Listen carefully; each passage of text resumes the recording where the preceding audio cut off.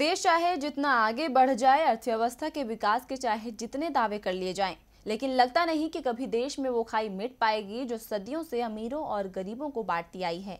आज भी गरीब फर्श पर है और अमीर अर्श पर। ये दूरी कम होने के बजाय इतना बढ़ गई है कि अब जिसे देखकर लगता है कि विकास केवल अमीरों का हुआ है, जबकि गरीब अब तक अंधकार के तले विकास की किरण ढूंढ रहा है।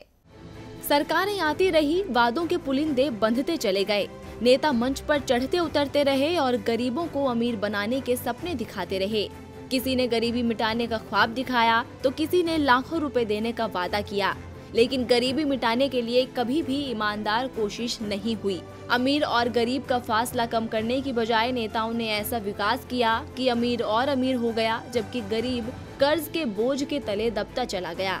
गैर सरकारी संगठन ऑक्सफैम की असमानता पर जारी वार्षिक रिपोर्ट बताती है कि साल 2018 में अमीरों की आमदनी 39% बढ़ी है, जबकि निचले पायदान पर खड़े 50% गरीबों की आय में मात्र 3% की मामूली वृद्धि हुई है।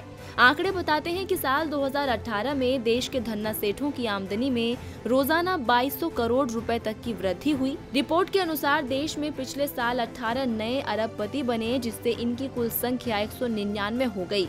इनकी कुल आमदनी 28,000 अरब रुपए से भी ज्यादा हो गई है।